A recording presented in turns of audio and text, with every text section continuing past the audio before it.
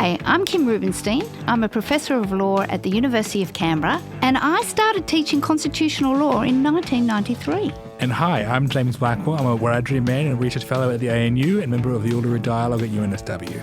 This year is such an important year for the Australian Constitution because we're being asked to change it. Now, if you want to change something, you really have to know what it is that you're changing. So this podcast series is to introduce you to the Australian Constitution, all aspects of it, to help you when you make your decision about this referendum. So join us for this 8-part series as we explore the Constitution, the law, the vibe of the thing, and Indigenous issues in this really important referendum year. And indeed, it's not just the vibe, it's the Constitution. In summing up, it's the Constitution, it's Mabo, it's justice, it's law, it's the vibe, and no, that's it, it's the vibe. That was sensational. Welcome back, Kim, for our final episode of this podcast. We are once again, for the final episode, on Wiradjuri country, on my country, out in central west New South Wales. You can probably hear the town clock going off in the background right now. At least I definitely can hear it, but I'm used to it. And sometimes the trucks coming through too. Yeah. But this final session really could be listened to at any point for listeners, in the sense that what we're trying to do in this session, looking at the voice, is to link it back to every single session that we've had throughout this series, thinking about the history of the formation of the Constitution, representative democracy, citizenship, federalism, separation of powers, the role of the Crown, constitutional change through the referendum, through Section 128. All of those areas and themes are relevant to the voice. And so we hope, whether you listen to this first or whether you listen to this last, that it's a nice link to all of these other fundamental things about the Australian Constitution. You've come to learn about those ideas which are key and have an influence on your life. And of course, if you listen to this first, hopefully we intrigue you enough with the other sections to go back and listen to the others, where I'm probably much funnier than the earlier episodes. By now I'm a bit more used to not cracking as many jokes at Kim's expense. No, you can go for it, James. But why don't you start off in terms of, I think it's really important to just remind people of the process towards this referendum and the significance of that process I'll come back to. Yes, so we're here in 2023. I actually want to take our brains back to 2007, the election of the Rudd government. So in that election in 2007, Kevin 07 election, I'm sure we all had the T-shirts, both parties promised a referendum on Indigenous constitutional recognition in that term of Parliament. Obviously, we didn't have that referendum, but it was a proposal by John Howard and by Kevin Rudd to have that referendum, or at least have that discussion. It did take the Rudd government until 2010, and by that point it was the Gillard government, to launch what was then called the Expert Panel on Indigenous constitutional recognition, or some such name. That expert panel was comprised of, as you can imagine, experts, Indigenous people and some non-Indigenous people, to talk about how it is the Constitution can be better reflective of Indigenous peoples, of our sovereignty, and of course to better benefit us in this relationship with government. We've all talked about in previous episodes. And then came up with a number of recommendations that were slowly kind of built upon and talked about. But they did kind of run out the clock a bit there. So by the time the hung Parliament, of course, hamstrung them a fair bit. So they passed a Recognition Act through the Parliament, which is not quite the same as a referendum, Kim. I'm sure you can agree an Act of Parliament is not the same as a referendum. Indeed. And then, of course, we get to 2013 and the clock voluntary had run out on the Gillard-Rudd government, or the Rudd-Gillard government, depending on who you're putting first. Which order you're putting them in. And Tony Abbott comes into power. And we see the Recognise movement, which is kind of his response to the expert panel with regards to, we do want to see recognition, we do want to see that, but we only want to see, like John Howard in 1999, we want to see symbolic recognition, preamble at best. We may remember the Recognise movement from the black and red R logo that was kind of on every sporting field and TV screen and sides of buses in that kind of 2013, 2014 period. Yes. I think it was very, very visible for a lot of people of the Recognise movement and who was behind that. Yes. Who wasn't behind that were our communities. Our communities were very much not behind that movement. And a lot of criticism of that movement was that it was purely symbolic. It didn't deliver any actual change. It didn't address any of the fundamental questions of citizenship, responsible government, any of those things that Kim and I have talked about in the last 7 episodes. And that led to Malcolm Turnbull, because again, changed prime ministers again by that point, with Bill Shorten to form the Referendum Council, which was a bipartisan or non-partisan group of non-Indigenous and Indigenous peoples, headed by Auntie Pat Anderson and Mark Liebler, who were tasked with, once again, coming to this question of what does constitutional recognition or reform look like for Indigenous peoples. And to do that, they tasked, among others, Professor Megan Davis at UNSW, to come and talk to us, to ask Indigenous peoples what it is we wanted to see, how it is we wanted to be involved in the Constitution at any level, symbolic, non-symbolic, to come and ask us, no presumption of anything. Mm-hmm. And that process that Professor Davis and others designed was the 12 regional dialogues, or 12 regional dialogues and one regional meeting. So 13 meetings. 13 meetings around the country. And so I often refer to that in what I've been thinking about in terms of the activation of Indigenous citizenship, in really sitting down with the Constitution and saying, what do we want from the Constitution? Yeah, and there were 13 of those meetings. Of course, they wanted 30, but they were only funded for 13. So there is a bit of a thing that we could have had more. We should have had more, but we had 13, which is a fair number. And they were fairly representative. 60% of people were traditional owners, native title holders. 20% were from regional organisations, community health organisations, legal services, etc. And the remaining 20% were other local people of interest, so other people who don't fall into those first two categories, but are still present enough in their local communities whose voices should be heard at these meetings. Yeah. And at these meetings, they were presented with various options for discussion around constitutional reform, including treaty, including repeal of the Race Powers Clause, a racial discrimination section in the Constitution, all kinds of options. All the representatives from the regional dialogues met at Uluru in May of 2017 to have a constitutional convention. The first Indigenous constitutional convention we've ever had, and the only one we've ever had. We've not had one since. And as we remember from the history, there were no Indigenous people at the 1890s convention. There were some in the 1998 convention. There were indeed, yes. Including notably Neville Bonner, yes. Among others, among a few others, but no real sole focus on us as Indigenous peoples and the Constitution up until that point. Mm-hmm. So the regional dialogues were tasked with the question, as was the Uluru Convention, of what does constitutional recognition look like for us?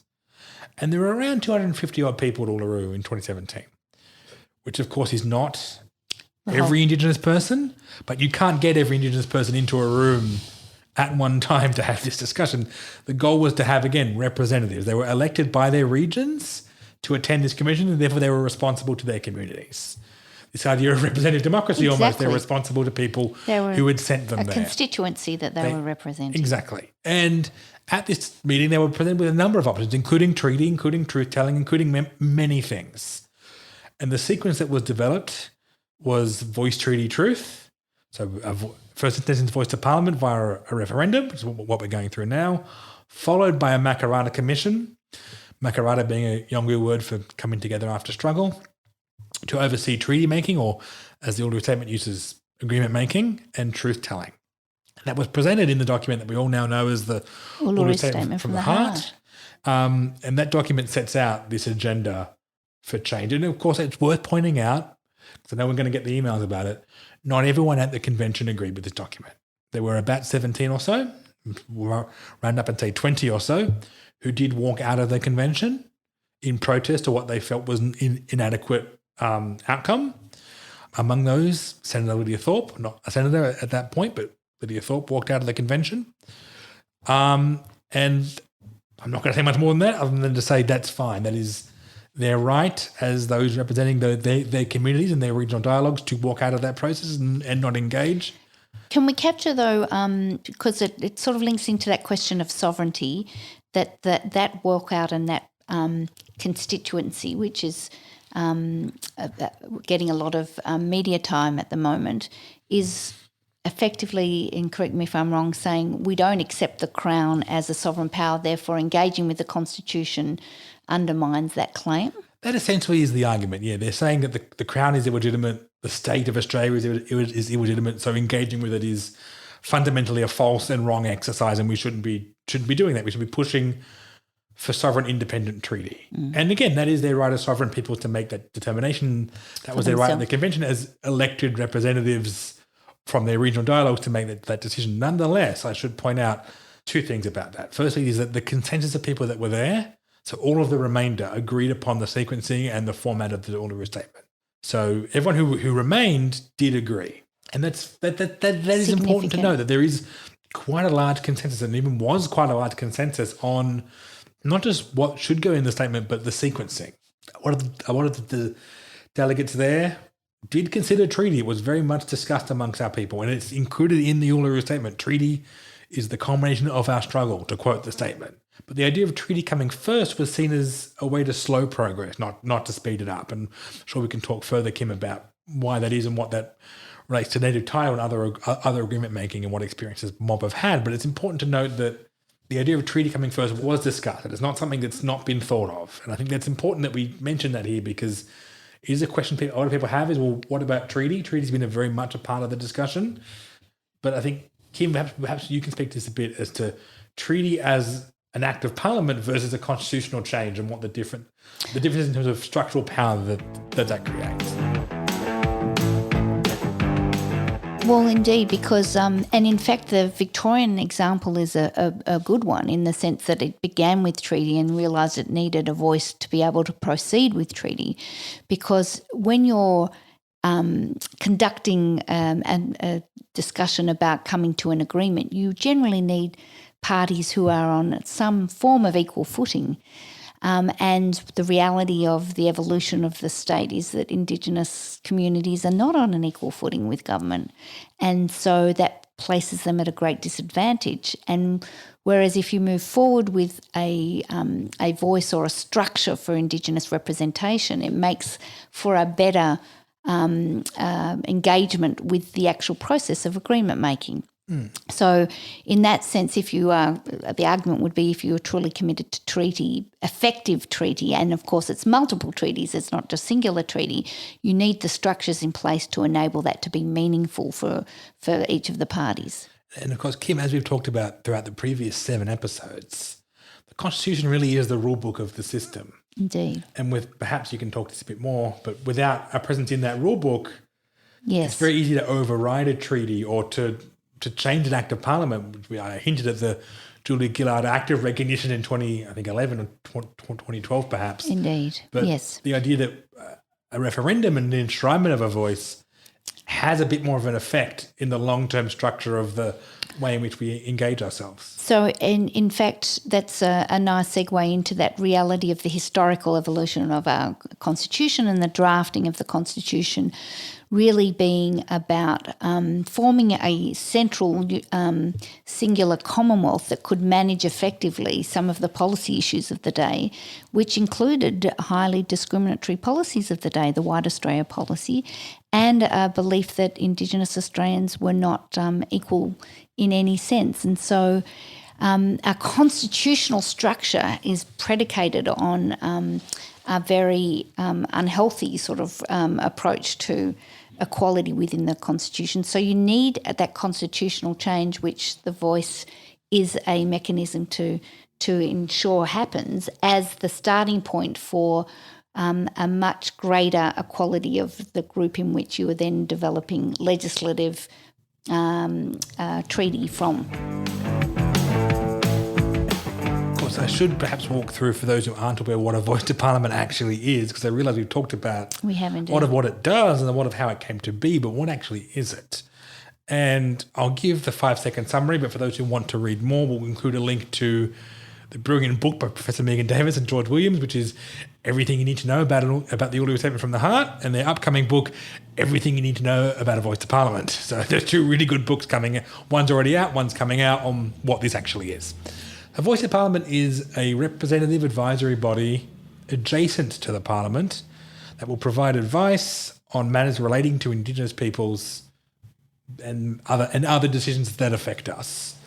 That's essentially the nuts and bolts of it. It is a parliamentary adjacent advisory body that provides advice and input on decisions, on laws, on bureaucratic decision making, on kind of all aspects of things that relate to Aboriginal people. So not submarines per se or taxes or the RBA, but on things that relate to us most particularly. And we can all think of education, healthcare, housing, all these things that really are important to Aboriginal communities in which we have the solutions to our own disadvantage. And in fact, what this constitutional referendum will include is a question in relation to embedding into the Constitution a voice and a new section and a new chapter indeed. So we finished off talking about Section 128 and how you go about changing a constitution. This would introduce Section 129 of the Australian Constitution to establish the Voice as a representative body for Aboriginal and Torres Strait Islander peoples to make representations to the Parliament and the Executive Government on issues relating to Aboriginal and Torres Strait Islander peoples, including their communities. So that is what will be the new section if this referendum is successful. Yeah, and it's not something that's binding on the Parliament or the Executive, Kim. It's not something that they're forced to consult with, but it is something that we have the presence and the ability to speak for ourselves and speak in a way that's authentic. Because that, I think, is the key point. This is not a voice chosen by Canberra. It's not a voice chosen by the government of the day or political parties of the day. It's a voice chosen by people from communities like the one we're in now, Adam Wiradjuri country. And that is one of the sort of often discussion points that James and I have had when we've been talking about this more broadly, is that how is it different? Well, any government of the day we know, had advice on issues to do with Aboriginal and Torres Strait Islanders, but it's the government of the day that chooses those individuals that they want to consult. This will be a more representative body by virtue of a commitment in principle to that being affected. And I should say that it still leaves with the Parliament the power to set up exactly who is appointed and how they operate. The Constitution guarantees that there will be a body that will be able to make representations, but the actual practical aspect, even though there are guiding principles that everyone can have a look at, that ultimately our system of representative democracy and the Parliament that exists will make those ultimate determinations. But that's not necessarily a bad thing, though, because I think it allows the flexibility for, and I've said this before to other people in other public forums, the Australia of today is not the Australia of 100 years ago. So the Australia of today is also not the Australia of 100 years from now. Indeed. So the idea that a voice of Parliament as designed for 2023 to benefit people in 2023 may not be the same voice that we need, or the makeup of it may be different in 21-23. Indeed. And in fact, that's really what I think is the brilliance of this proposal, because it's constitutionally recognising Indigenous Australians by providing a framework that enables real change to occur, but not embedding it in a way that is inflexible. Because we know that constitutional change is difficult, but we also know that constitutional change is important for representing changes. And so this really, in my view, is a perfect mix. And to continue with that also is the reinforcement in many ways of its conservative nature, because what it is doing is providing this framework for advice without disrupting the separation of powers that we have in our constitutional document. It's not a separate parliamentary or legislative body. It is a body that is enabling advice to both the legislature and also to the executive. And it's not something that's going to gum up the works of government or slow down the role of the High Court, is it, Kim?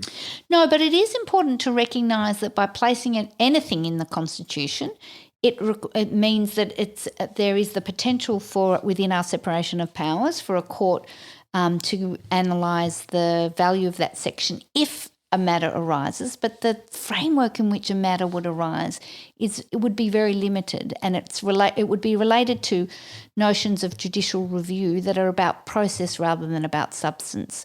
But even if that were to occur, that is not something that would be undermining of our system. If anything, I would say it's affirming of our system of a separation of powers in which we believe in the rule of law, and that's why we spent quite a bit of time in that session on constitutional principles, that a constitution in itself is a reflection of a commitment to a rule of law where the decision makers of legislation or executive power don't have absolute power. We believe in that absolute power is harmful to society, and so a role of a court is actually a positive thing. And so any of those proponents who say that this is going to lead to the court doing unseemly things is really a negation of the rule of law, because that's the role of a court. Of course, it's worthwhile adding a number of your constitutional law colleagues, including former High Court justices, have said too, the wording of the proposed amendment isn't written in such a way that it would open itself to these kind of questions. In a very kind of, I mean, there's always a possibility of that, but it doesn't, the kind of consensus of your profession perhaps, Kim, you want to speak to that a bit more than I can. That it is entirely consistent with the structure of our constitution and entirely consistent with the balancing of legislative, executive and judicial power. And so it is very conservative in the way that it has been developed. It's not radical at all, yet it does the two things, which is about recognition and about the capacity to advise. So I think that that's important from a representative democracy element to reinforce that. Of course, what you've said there about it not being radical at all might scare some people going, it doesn't go far enough. Well, I think this is a really interesting question, isn't it, James, in terms of whether it goes, what value do you get from a body that may not necessarily be followed? And I think their ideas of responsible government and representative democracy that we've talked about before become important, because up until now, when individual advisors to government have made recommendations, we as the electors don't necessarily know about what they've recommended, whereas a body like The Voice provides also another mechanism for all Australians to be aware of what advice government is getting, and the government therefore has to be more accountable. That's a system of responsible government and representative democracy in terms of transparency. And it may well be that it has arguments, and the government of the day can express to the people why it is not following the will of The Voice at any particular time. But that's enhancing of representative democracy, isn't it? And of course, the more the government does listen to The Voice, and we've seen this in policy, the more governments listen to Aboriginal people, the better policy outcomes occur. And so the argument is that the more the government listens to The Voice, the more they're going to get better outcomes, and then therefore the more they're going to want to listen to The Voice. It's this kind of feedback loop of the more it works, the more it's going to work. And it seems a bit kind of esoteric or abstract perhaps, but I think it's also one other thing I want to bring back to, Kim, is we talked about the support from the legal community and others, but what's the support from Indigenous community? And that's a question I at least get a lot, is it links to this idea of, does it go far enough? Is it radical enough? Because that is a question what are the kind of activist community in the Indigenous space raise, and it's a valid question. Absolutely, is this radical? Does it go far enough? Does it have enough support? And the answer I would say is yes. So I talked earlier, kind of towards the top of the episode, about the Constitutional Convention and the consensus that was developed at Uluru, and although there were walkouts, but we've seen since 2017, so a good 6 years since. 6 years, 2 elections since that period, that Indigenous communities are very much on board with this change by very large numbers. Most recent polling we have, and also happens to be the most comprehensive polling of Indigenous people, which is a YouGov poll from April, shows that 83% of Indigenous peoples support the voice to Parliament, support the referendum. Reconciliation Australia's poll from last year shows 88% support a referendum. That's a fair chunk of people. And that is a fair consensus. And I think, so that's really, when you're thinking about, is this supported by our communities, you probably would have seen a fair number of very vocal people claiming not support it and that it has no support amongst our communities. But those are people, one, already with a voice and a platform. So they're kind of not people who necessarily are going to benefit from the increased presence in government. They're two of the ones I'm thinking of are already senators in the parliament, already have quite a big following.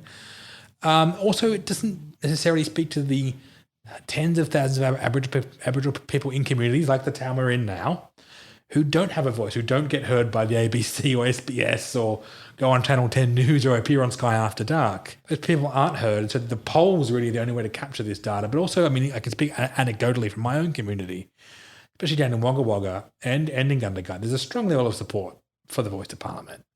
And I know that support exists well around the country, and it's really important that we remember that. And the one thing I'd like to add as well is look, the referendum isn't hypothetical anymore, right, Kim? The way we talked the last couple, I think it was the last two episodes ago when we were in Old Parliament House, that was recorded on the day it passed the Parliament, so it exited the Senate. The referendum now is going to occur sometime between August 20 and December 20 this year. We will be having a vote. It's not a hypothetical anymore, is it, Kim? We do have to have the vote. That's right, and everyone on the electoral roll will be required to vote. So then this question that I have to no supporters or even those on the fence is, well, if you're voting no, what does that get us? Where does that move us forward? Because to my mind, I think a lot of people in my community's mind, even those who are kind of on the fence but voting yes, is, well, where does a vote no bring us? We talked in the last episode about the Republic referendum, that it's taken 24 years since, many of the yes supporting no voters at the time were like, oh, vote no because it'll come round again soon, and then it didn't. So the question I think I have, and a lot of people in the yes camp I know now have, is if you're voting no in the hope something better comes along, are we sure that's going to happen? And I think it's important for me to add here too, there has been quite there's been attention to the arguments of Warren Mundine and Jacinta, this introducing race into the Constitution and being divisive about Indigenous and non-Indigenous Australians. And I really do think it's important for people to be aware that our constitutional structure is predicated on that distinction. As our history section referred to, our podcast on that, and I referred to earlier today, that it really, the very foundations of the structure of the Constitution are based on that distinction. And this is a step towards recalibrating and enabling substantive equality of citizenship. So the process that we referred to itself was about active citizenship, but also the enabling of a voice is not about special rights in the sense of a privilege that is disproportionate to need, but rather about creating a substantive equality. And to ensure that occurs, this forum of a voice to Parliament is a really excellent initiative to enabling an equality of citizenship. And on the other side of things, we see the argument from the left, from Lydia Thorpe and the Black Sovereignty movement that have been in the media a lot, that this idea cedes our sovereignty. I don't think that's the case. I mean, on international law principle alone, it doesn't do that. It's required the consent of the peoples whose sovereignty is being ceded to cede sovereignty. This is not doing that. No. Very explicitly not doing that. But also, I think for me, it gives our sovereignty power. Because we are in, as much as we may not like it, or much as some may not like it, we are in Australia, the country of Australia, a federated country with the constitution that Kim and I have been talking about for the last several hours of this series. That is the rule book by which we're playing. What the voice does is give a platform for that sovereignty, our sovereignty, to speak to that rule book, to speak to the place in which these rules are enacted for everyday Australians. I think the voice gives our sovereignty force, doesn't take it away, because it gives us the presence. We are in an Australian system. We're in a federated Westminster colonial system. Indeed. With the Crown and separation of powers and the rule of all the things Kim and I have talked about. And so I think for me, this voice, by placing it in the Constitution, gives a spot from which our sovereignty can be heard.